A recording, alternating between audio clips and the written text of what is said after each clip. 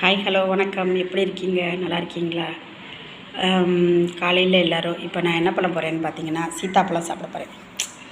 ஏன்னா சீசன் கிடைக்கும்போது பழம் சாப்பிட்றணும்.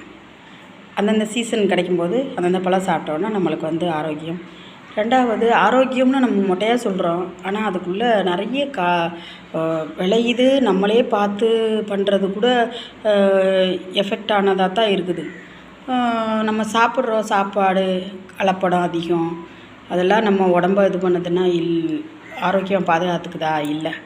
அதனால் நம்ம முடிஞ்ச வரைக்கும் கண்டிப்பாக பழங்கள் சாப்பிடுங்க. குழந்தைங்களுக்கு நிறையா கொடுங்க.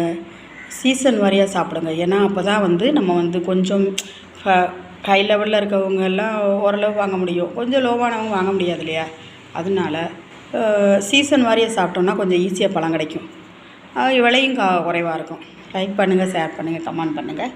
ப்ளீஸ் எல்லோரும்